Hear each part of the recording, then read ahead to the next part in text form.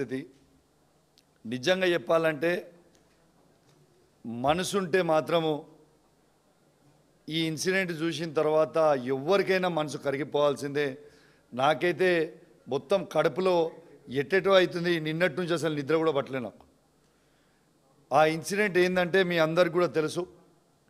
నిన్న శ్రీ వర్షిత అనే ఒక అమ్మాయి వంగర గురుకులం స్కూల్లో సూసైడ్ చేసుకొని చనిపోవడం అనేది చాలా చాలా బాధాకరం అని చెప్పి సందర్భంగా తెలియజేస్తా ఉన్నాను. ఇలా వంగర స్కూల్ అనేది హుస్నాబాద్ నియోజకవర్గం, అది మంత్రి గారి నియోజకవర్గం, బీసీ వెల్ఫేర్ మినిస్టర్ గారి నియోజకవర్గం. అది ఆ నియోజకవర్గంలో ఆ అమ్మాయి సూసైడ్ చేసుకోవడం అనేది, ఆ స్కూల్లో సూసైడ్ చేసుకోవడం అనేది చాలా చాలా బాధాకరం.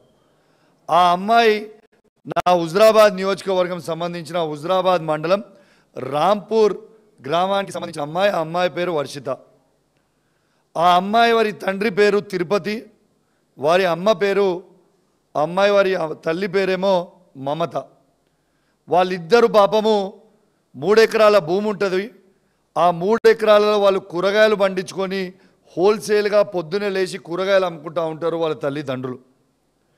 అట్లాంటి పిల్లల కోసం, అట్లాంటి తల్లిదండ్రులు ఉన్న పిల్లల కోసం కేసీఆర్ గారు చాలా గొప్ప ఆలోచనతోని గురుకులంలోని పెట్టి ఇలా ఒక్కొక్క విద్యార్థి మీద 1,25,000 రూపాయలు ఖర్చు పెట్టి ఆ పిల్లలు కూడా మా ప్రవీణ్ అన్నలకు ఐపీఎస్ ఆఫీసర్ కావాలని, లేకుంటే ఆర్డీఓలు కావాలి, కలెక్టర్లు కావాలి, ఎంఆర్ఓలు కావాలనే గొప్ప ఆలోచనతోని ఆనాడు కేసీఆర్ గారి నాయకత్వంలో ప్రవీణ్ అన్న గారు కూడా అప్పుడు ఆఫీసర్గా దానికి సంబంధించిన డిపార్ట్మెంట్గా ఉండే అద్భుతంగా పనిచేసి దాని ఒక రూపకల్పనకు తీసుకొచ్చిన తర్వాత ఇలా ఆ అమ్మాయి వర్షిత అనే అమ్మాయి వాస్తవంగా ఆమె స్కూల్ టాపర్.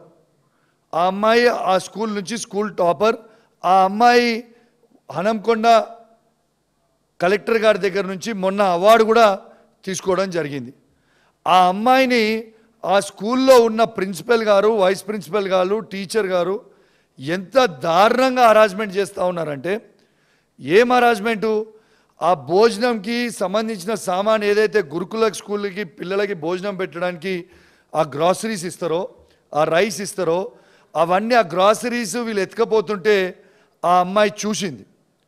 ఆ అమ్మాయి ఆ స్కూల్లో స్కూల్ క్యాప్టెన్. అమ్మాయి 600 మెంబర్స్ ఆ క్లాసో ఆ స్కూల్ క్యాప్టెన్. ఆ స్కూల్ క్యాప్టెన్ని ఆమె చూసిన తర్వాత ఇది బయటికి చెప్పొద్దు అని ఆ అమ్మాయిని హరాస్ చేయడం మొదలుపెట్టిండ్రు. కానీ ఆ అమ్మాయి చాలా బ్రైట్ స్టూడెంట్. చెప్పిన తర్వాత ఒక 1 వీక్ బ్యాక్ దీపావళి ముందు ఇంటికి పోయింది.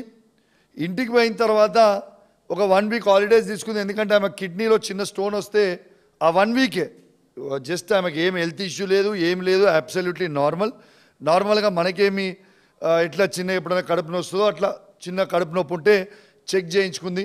ఓ 1 వీక్ ఇంటి దగ్గర రెస్ట్ తీసుకొని మళ్ళీ స్కూల్కి పోయింది. స్కూల్కి పోయిన అమ్మాయి నేను ఇంట్లో పేరెంట్స్ దింపొచ్చిన తర్వాత, స్కూల్లో దింపొచ్చిన తర్వాత ఆ స్కూల్లో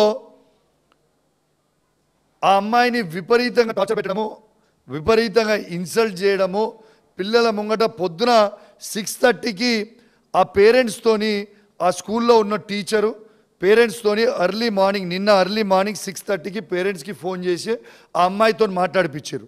ఆ అమ్మాయితో ఏం మాట్లాడిండు, నాన్న నాకు ఈ హాస్టల్లో ఉండబుద్ధి అయితలేదు, నేను ఇంటికి వస్తా అని ఫోన్ చేసింది. ఆడ నుంచి ఉండి సరే బేటా నేను వస్తున్నా అని చెప్పి వాళ్ళు మార్నింగ్ 6:30 కాబట్టి లేచి ఇమీడియట్ 1 అవర్ లోపల 7:30 లోపల స్కూల్ ముంగట ఉన్నారు. 6:30కి ఫోన్ మాట్లాడిస్తారు, 7:30 వరకు ఆమె సూసైడ్ చేసుకొని చనిపోతుందంటే ఎంత దారుణం ఇది. Is it not the negligence of the వీడియోలో ఉంది. మీకు వీడియో కూడా చూపించమంటే చూపిస్తా. ఇది వీడియోలో కూడా ఉంది. ఈ ట్రాక్టర్లో బాడీ తీసుకుపోతుంటే పిల్లలు ఏ విధంగా ఏడుస్తూ ఉన్నారు అనేది ఒక్కసారి మీరు చూడొచ్చు. ట్రాక్టర్లో తీసుకొని వచ్చి ఇలా